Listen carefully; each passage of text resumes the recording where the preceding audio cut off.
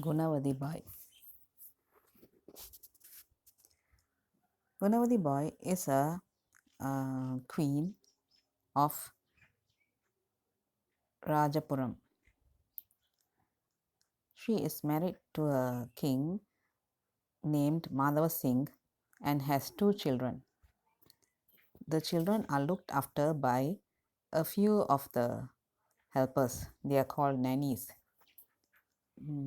One day, one of the helper named Kamalabai is a Krishna Bhakta. She always keeps on chanting Krishna's namas whenever she does any work.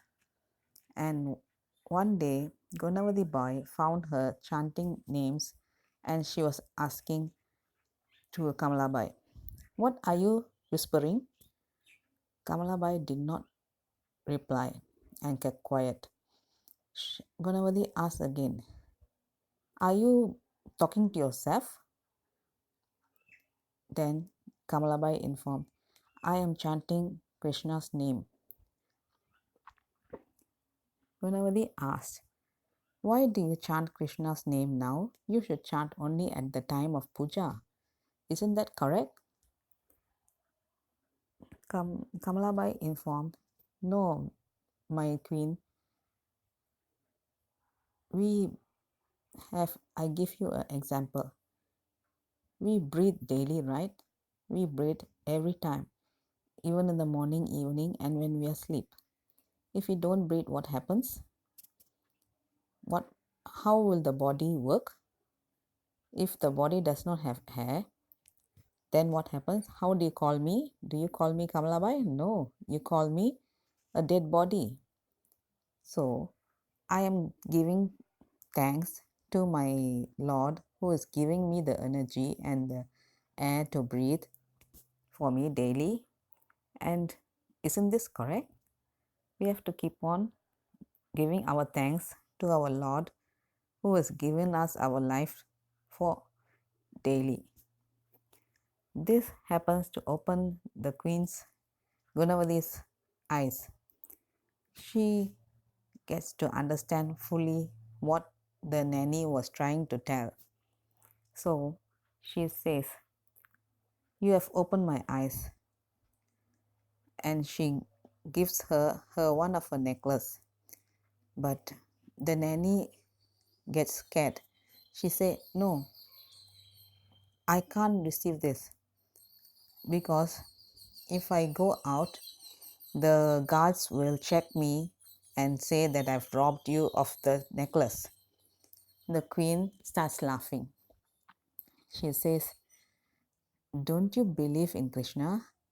Since you have been saying his nama daily, don't you believe he will save you?"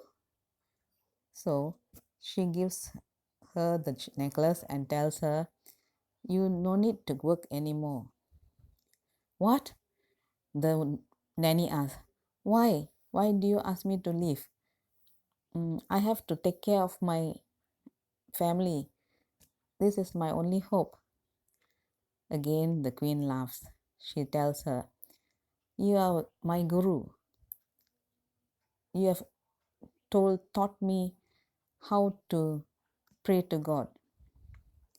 And I don't want my guru to be under me as a servant.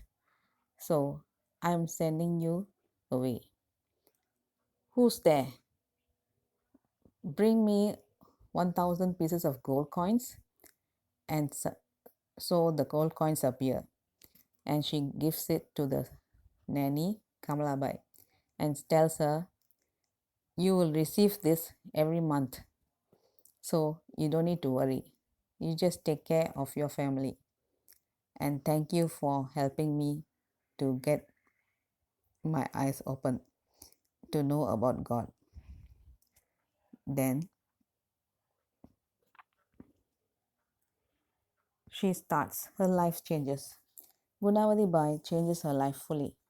She starts, she her ways of wearing clothes, jewels, everything changes. She becomes like a normal person and she starts doing a lot of songs bhajans, listening to stories, and inviting a lot of sadhus, uh, people, and they all come to the palace and enjoy themselves, saying, chanting names, and saying bhajans, mm, and doing giving food and alms and so on.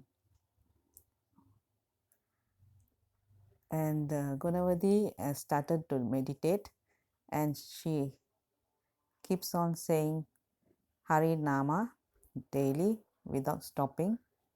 This happens, and a lot of crowd starts coming to her place. The king finds it different and starts to regret what's happening to the queen. And his relatives start complaining, saying that the queen has become different and is not attending to the children and the family. So the king goes to the queen, and when she's there, the people around leaves with giving respect to the king.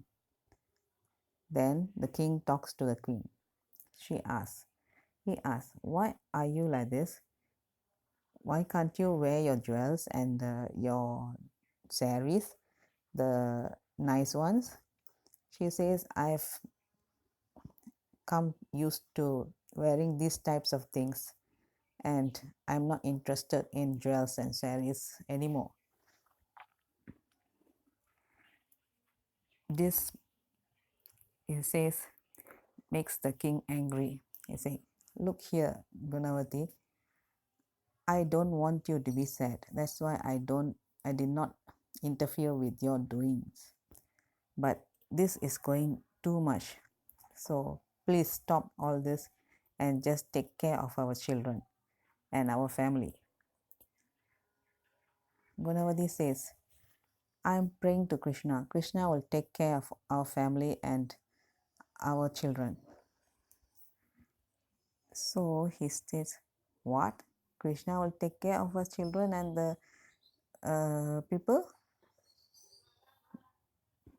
Then Gunavati says, people think they are taking care of their own. No, this is all taken care by the God. But they think they are doing it on their own. So the king becomes angry and slaps her. He says, are you going to change, or are you going to be like this? She says, King, I'm sorry. This is my way. I have decided to become like this. So the king says, okay, then I have to make a decision. And he walks away. The next day, the king, he thinks to himself, I asked Gunavati to change, but she doesn't change. She wants to be the same. And if I keep letting her do this, then people around our country will start talking, and people in neighboring countries also will start talking and making jokes about our family. So I have to do something. Then he calls four people who are helping in killing people and taking care of the country. He tells them, go and kill my wife. So they are so astonished. They ask, why kill your wife? He says, yes, you have to make sure she dies. So they all go into the palace and wait for her to finish her praying. After all the people have left, Gunavati is left alone, and she lightens the lamp and she starts to meditate. When she starts to meditate, little by little she starts meditating and chanting the names, and after a while the chanting also stops. These four people, when they go near her, they find her to be fully in trance, and her face is so pretty and so special that they find it so nice to look at her, and they have no heart to kill her. But they have no choice since the king has ordered. And so they start moving near her. Then suddenly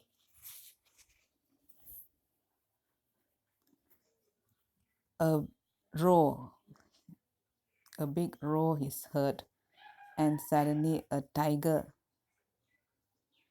leaps out of the Krishna statue and kills the four people. Gunavathi does not know anything as she is still in a trance. All the people around, after listening to the sound, they all run to the place to see all the four killers dead with knives and swords in their arms. So they get to know what happened actually, and the news start going everywhere, and a lot of people start flocking to see the palace.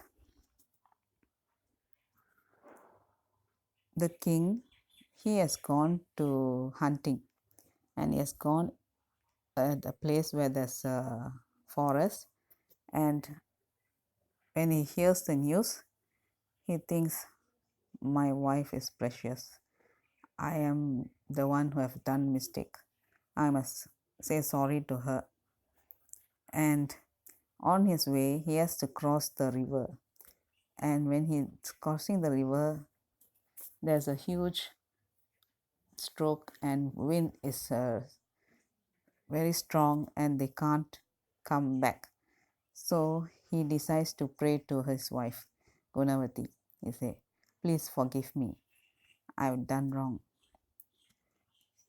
I will never interfere with your prayer anymore. Please let me live and let me come back to the palace. After a while, the wind slows down, and they come back safely to the ground. When he reaches home, he begs for forgiveness, and together they start praying to Krishna. The end.